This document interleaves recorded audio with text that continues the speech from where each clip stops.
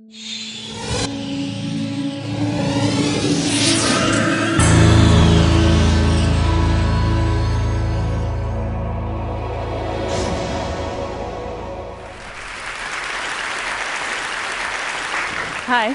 my name is Cameron Russell, and for the last little while, I've been a model, actually for 10 years. And I feel like there's an uncomfortable tension in the room right now, because I should not have worn this dress. So luckily, I brought an outfit change. This is the first outfit change on the TED stage, so you guys are pretty lucky to witness it, I think. If some of the women were really horrified when I came out, you don't have to tell me now, but I'll find out later on Twitter.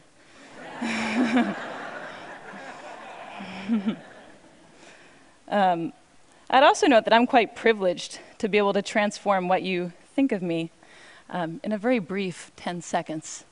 Not everybody gets to do that. These heels are very uncomfortable, so good thing I wasn't going to wear them. The worst part is putting this sweater over my head, because that's when you all laugh at me, so don't do anything while it's over my head. All right. So why did I do that? That was awkward. Well,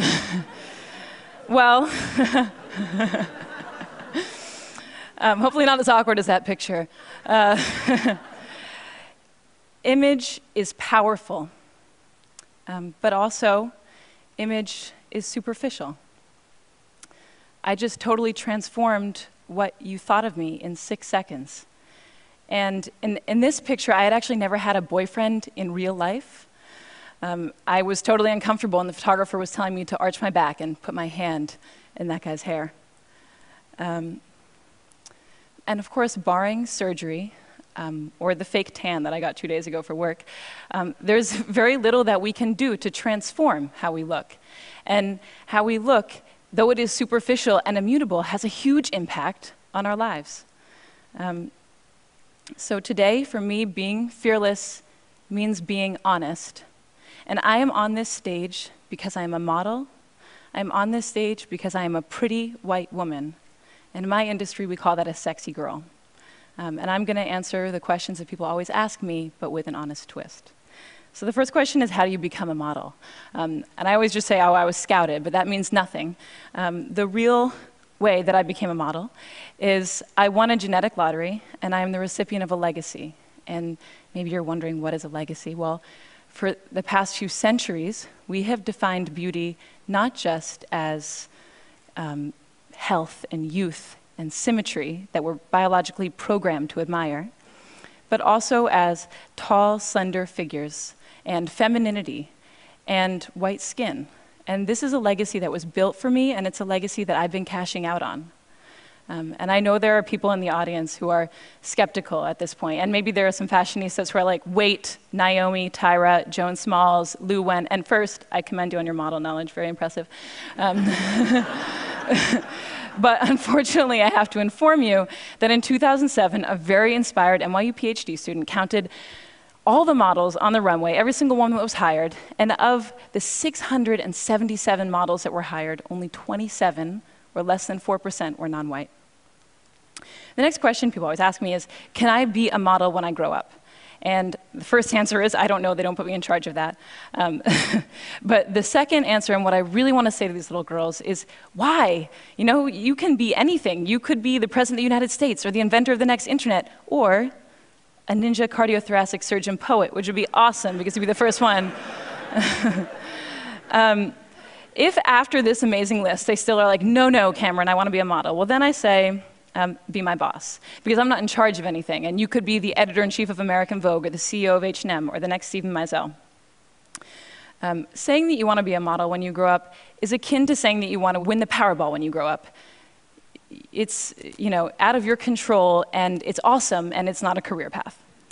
I will demonstrate for you now 10 years of accumulated model knowledge, because unlike cardiothoracic surgeons, it can just be distilled right into right now. So If the photographer is right there, and the light is right there like a nice HMI, and the client says, Cameron, we want a walking shot. Well, then this leg goes first, nice and long. This arm goes back, this arm goes forward, the head is at 3/4, and you just go back and forth. You just do that. And then you look back at your imaginary friends 300, 400, 500 times. It will look something like this. Hopefully less awkward than that one in the middle. I don't know what happened there. Unfortunately, after you've gone to school and you have a resume and you've done a few jobs, you can't say anything anymore. So if you say you want to be the president of the United States, but your resume reads underwear model 10 years, people give you a funny look. The next question people always ask me is, do they retouch all the photos? And yeah, they pretty much retouch all the photos, but that is only a small component of what's happening. This picture is the very first picture that I ever took, and it's also the very first time that I had worn a bikini. And I didn't even have my period yet. I know we're getting personal, but I was a young girl. This is what I looked like with my grandma just a few months earlier. Here's me on the same day as this shoot. My friend got to come with me. Here's me at a slumber party a few days before I shot French Vogue. Here's me on the soccer team and in V Magazine. And here's me today. And I hope what you're seeing is that these pictures are not pictures of me, they are constructions. And they are constructions by a group of professionals, by hairstylists and makeup artists and photographers and stylists and all of their assistants and pre-production and post-production. And they build this, that's not me. Okay, so the next question people always ask me is, do you get free stuff? I do have too many 8-inch heels, which I never get to wear, except for earlier. But the free stuff that I get is the free stuff that I get in real life, and that's what we don't like to talk about. I grew up in Cambridge, and one time I went into a store and I forgot my money and they gave me the dress for free. When I was a teenager, I was driving with my friend who was an awful driver, and she ran a red, and of course, we got pulled over. And all it took was a sorry officer, and we were on our way. And I got these free things because of how I look, not who I am. And there are people paying a cost for how they look and not who they are.